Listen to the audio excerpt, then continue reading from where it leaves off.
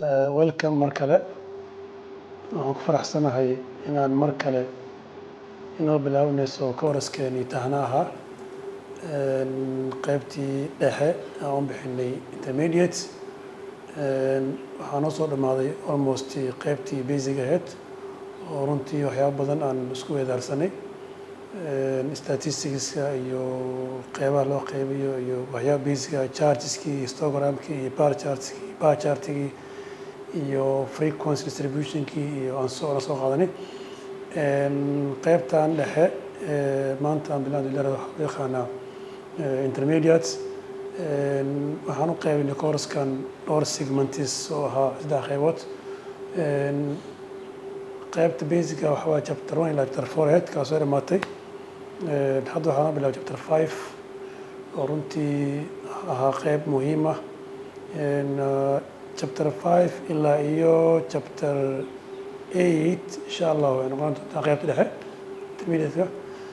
marka advance waa from chapter 9 ilaa iyo chapter 20 hadii la yiraahdo marka lagu soo dhawaado welcome again qaybtan oo intermediate-ka waa qayb runtii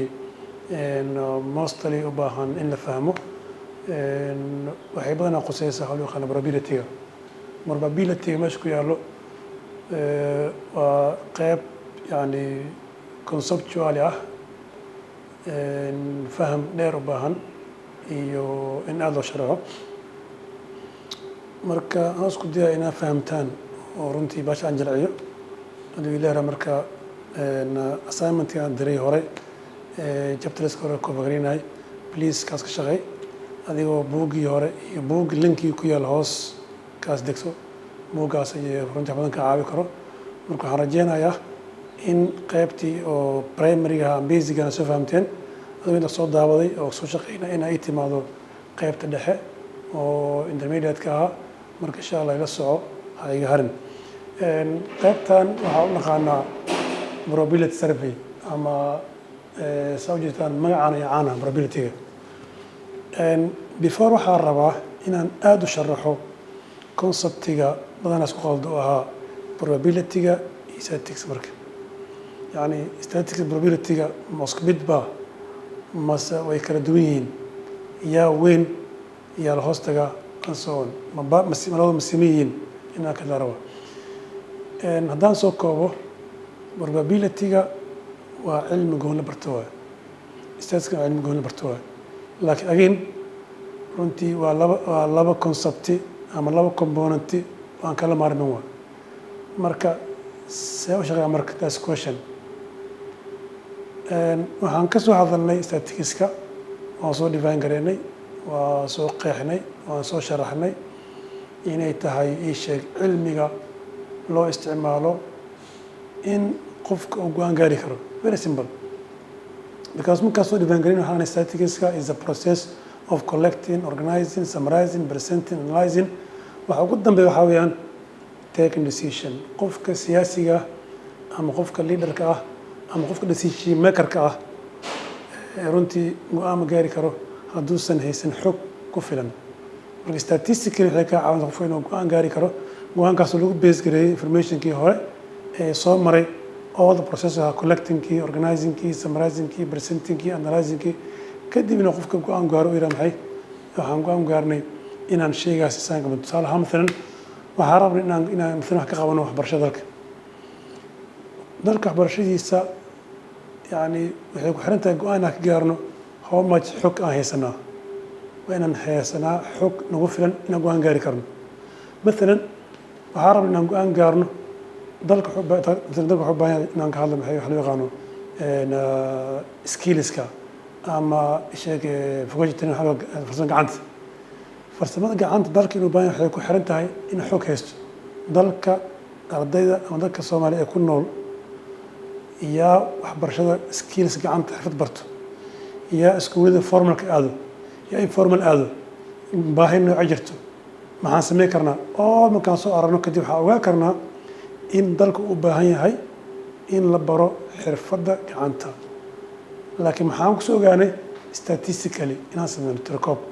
in xog ururino laakiin waxaan ogaanay waxaan u baahannahay right now inaan xoogga saarno dalka soo ku yeelan lahaa iskuulo farsamo gacanta ah go-aankaas iskama gaarin yani hamar toos ma gaarin laakiin waxaan ku gaarnay xogtii aan soo ururinay statistically waxay noo sheegaysaa inay baahi jirto ah inaan u baahannahay at this moment arday ama professionals yaqaano xirfadda gacanta kadib waxaan go-aan gaarnay inaan kaa sameyno kadib waxaan raadinay sidee marka ku furi karna iskuulo farsamo gacanta naga caawin karo especially qaybta korontada qaybta dhismaha qaybta sheegeen wax kale soo marka waxaan ka wadnaa wasaaradda waxbarashada go-aan gaari karto iyadoosan haysanin xog ayada kalimaan wasaaradda kulamada waaseen wasaaradda beeraha wasaaradda sheegeen maaliyadda wasaaradda sheeg qorsheynta waa meesha dhan wax laga qorsheynaa waay qorsheynta waxay u baahan tahay xog in hesho xogtaas waxaa loo qorsheyn karaa maxay in la sameeyo planning waxaa weeyaan in yani dalka uu leeyahay qorsho horumarineed oo ku saabsan waxbarashada ka hadlaya oo ku saabsan caafimaadkii oo ku saabsan infrastructure-kii oo ku saabsan yani beerihii iyo xoolihii oo ku saabsan and so on marka statisticska cilmigaas wuxuu naga caawinayaa inaan gaarno go-aan lagu bees gareyn doono maxay informationkii aan soo ururinay statistically taas waa ka hadalnay okay laakiin maanta marka ama probability-ga asna waa cilmiga ku saamaxayo inaan saadaalin karo jaaniska uu ku dhici karo shay very simple tusaale ahaan matalan waxbaa qorshihii statistically aan soo dejinay iyo planninga matalan waxaan ahnay dalka wuxuu rabaa in laga hormariyo qaybta waxbarashada gacmaha ama xirfad gacmaha ayaa soo statistically marka again waa inaan qiyaas karno boqolkiiba intee ayaa maxay ku guulaysan karnaa inaan barnaamijkan hirgelino tusaale waxaan u baahanay inaan sameyno iskuul xirfad gacanta ah very simple statistically waxaan noo sheegnay baahi jirto in waa ballan gareynay markaan ballan garay kadib waa inaan arkaa boqolkiiba intee ayaan mashruucaas ama hawshaasi ku guulaysan karnaa boqolkiiba 70 miya boqolkiiba 80 miya boqolkiiba 90 miya boqolkiiba meeqa waay taaskaas kan waa cilmigan waay markaan soo koobo statisticska waa informationkii go-aan loo gaari lahaa go-aanka la gaaray boqolka intuu fuli karana probability waa marka probability-ga waa jaaniska oo ku dhici karo shay ama waa jaaniska aan ku fuli karno mashruucaas ama qorshahaas boqolka intee waa maalan markaan qorshe dejiyo qorshahaas waa inuu yahay realistic wax maangal ah marka waxaan dhahnay mashruucaas ama qorshahaas ama hadafkaas waxaan ku fuli karnaa inuu hirgalo boqolkiiba 90 waay boqolkiiba 80 waay boqolkiiba 70 waay boqolkiiba 60 waay boqolkiiba 50 waay boqolkiiba 40 waay boqolkiiba 30 waay boqolkiiba 20 waay boqolkiiba 10 waay boqolkiiba 5 waay boqolkiiba 1 waay 0 mar kullama hoos si aado waxaad ka fogaanaysaa in waxa suurtagalaan so very simple probability-ga waa cilmiga ku saamaxay inaan qiyaasi karo dhacdo aan dhicin jaaniskeeda waa tusaale maalan qof shaksi ayaan daraasaynaa taqriiban maalan arday ama shaqaale okay waxaan rabaa shaqaale x ee xafiis ka shaqeeya xogtiisa aan la keeno qofkaasi beri ma karaa bas ma karo tusaale maalan xogta soo qaatay the last 1 year ataniisa fiiriyay xilligo imaan jiray maalmo maqnaa jiray soo ahaan jiray kadibna waxaan soo ogaan qofkaas in uu yahay qof absentkiisu badan yahay intee keenay xogtii waxay ii sheegaysaa shaqaalahan aan xogtiisa raadinayo aan go-aan gaar rabo waxaan qofkaas ogaaday in absenteeskiisa uu badan yahay kadib waxaan go-aan gaar shaqada in laga joojiyo shaqa joojin waxay ku timid xog ururina sameynay last 1 year 2 years qofkaas u imaan jiray meeq saac imaadaa xilidoo imaadaa meeq maal la imaaday meeqoo maqnaaday aan soon kadib waxaan ogaanay qofkaasi attendancegiisa waa very poor ayaa go-aan gaarnay that's why decision go-aan gaarnay waa statistically xogtii aan soo ururinay waxay noo sheegay inuu yahay low attendance waa dhamaatay marka waxaan rabaa muxuu noqon doonaa jaaniska oo qofkaasi beri xafiiska ma karo okay hebel inuu beri xafiiska yimaado boqolkiiba 20 waa taas kan waa وجانسكا وهبل أم هبلايو وشغالها أن statistical حكت أن صهينه قف كاس يعني بقول كيف أنت أي قف كاس بحي حفيز كما كرا برابيل بقول كيف سياشن بقول كيف طبعا لباتن صون أوكي سكلا وشيء مثلا امتحان قش صالحان امتحان كاس أقش شيء رسالتيس أنا لقارن وأنا قياس كرا علي هاي هبل اللي ورث حاول امتحان كور لا امتحان كاس was very امتحان كاس was very easy هاي امتحان كاس كور رجع والله امتحان بقول كيف سكاشة بس بقول كيف سكاشة كاس probability احتمال وعملين العالم امتحان هو very hard difficult امتحان هو مركز بناك تمت الله امتحان كيس حاول ما أنت was too tough امتحان وقت كمان أنت هاي كمان what's the chance what's the probability امتحان كاس ناباسو بقول كيف توانوا إن دع بقول كيف 90 قف كاس ولا عمرك مستلي سو مركا probability مركا حالي كنا وجانسكا وكل عكر شيء before لكن شيء مل قارن إنه حسن عن بقول كيف بس مثلا tomorrow إنه ربط بقول كيف سيالو لكن سيكون يعني statistically تركب راينا statistically حق رانا طالو سنة كي هراء 2023 كان جوجني سنة كي هراء 2023 كان جوجني إن حقتان هنا حسيسة ما أنتو كلا الملة سنة هاد جيبك ضرورها دبي سنة هاد كان هاد حقت مكسو أرجني وعنو شاكتي حقتي إن probability رب كده يكرو إن تاي very high في أنا فهمي فرق أول حاجة probability جا إيو statistics كا حقتي هو حقتي وحاجة كانتي إني جوان لجارو جوان كاس لكن أنتوا كل عكرام هاي probability هو بس ما ده شيء يعني إنه الرب ده كان استميت tomorrow بقول كي مسياش إيشان روا ده يكرو لكن السبب كانت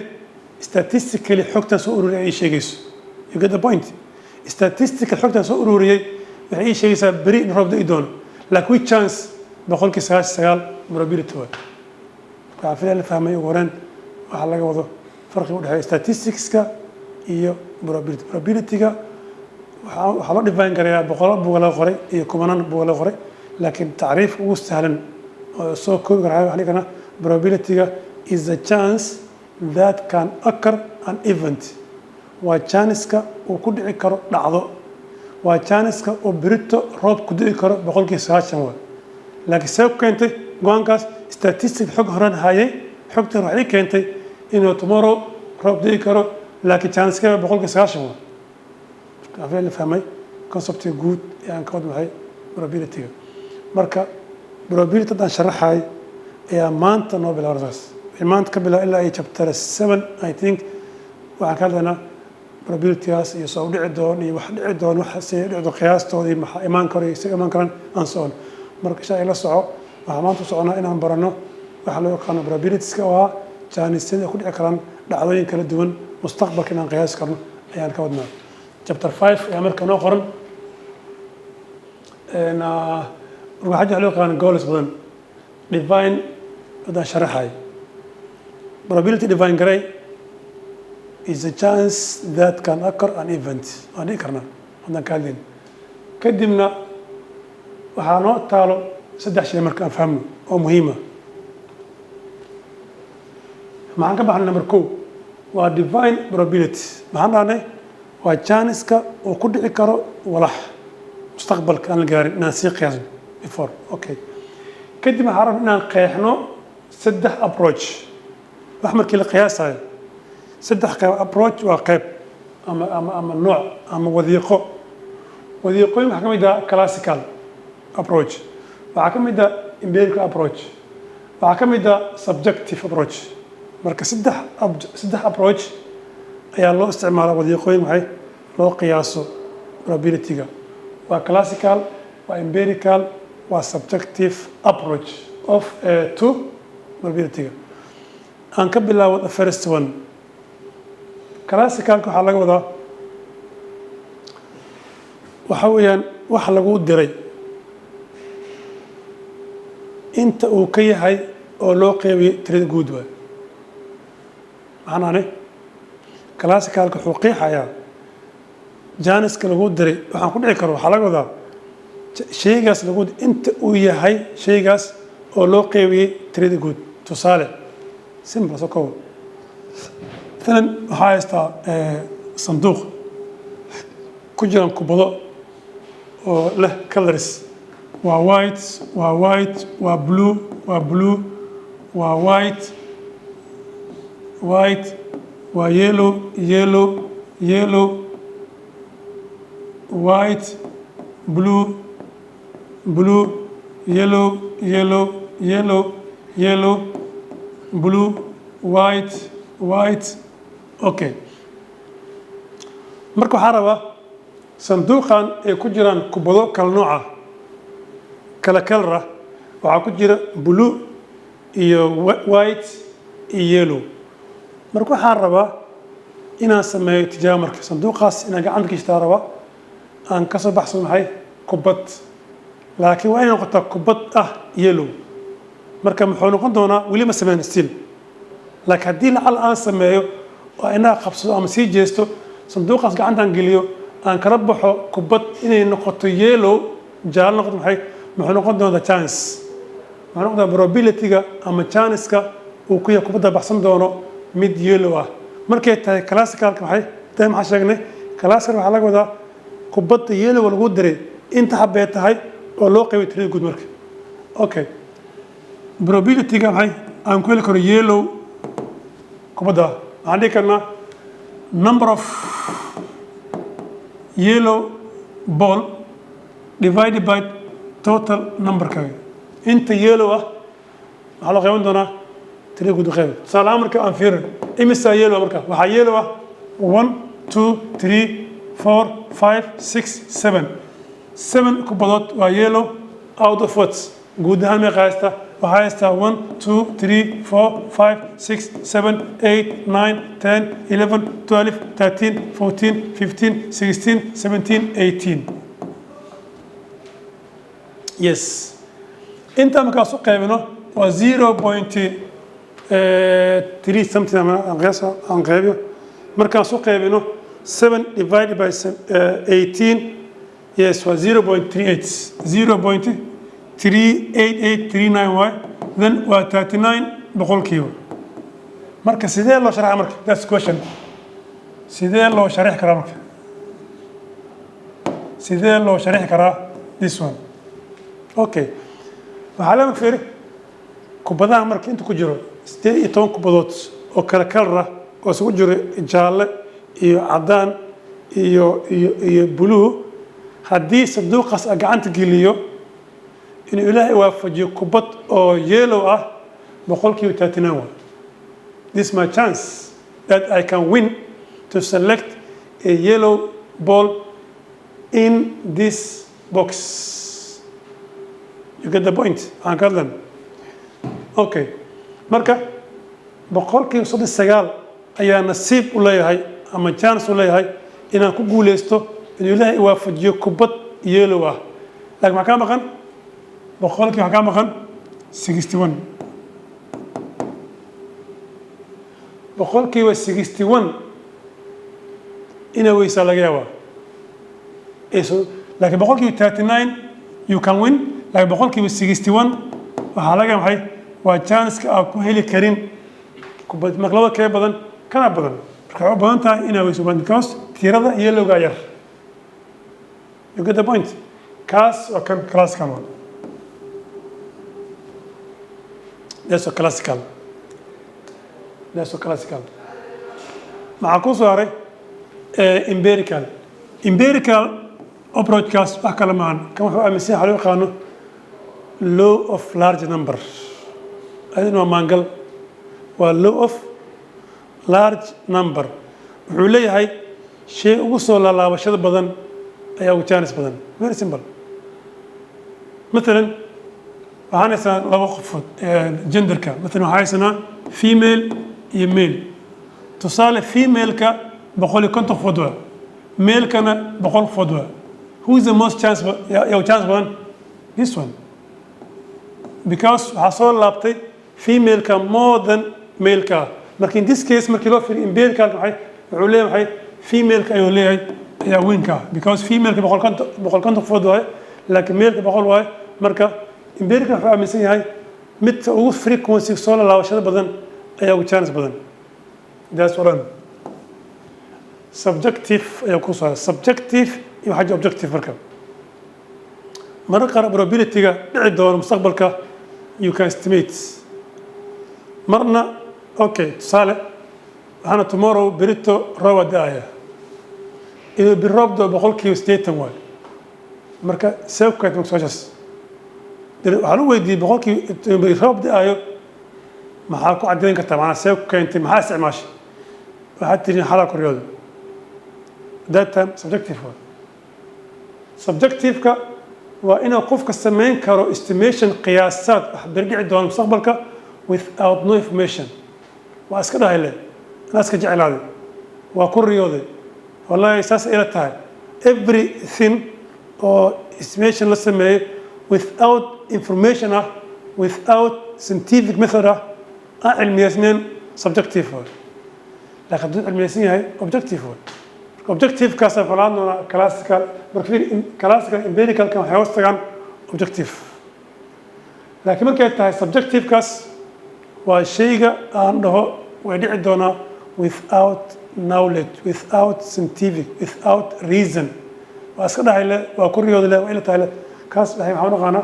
subjective عمل اللي فهمي فرق وده هاي classical كا empirical كا هي subjective كا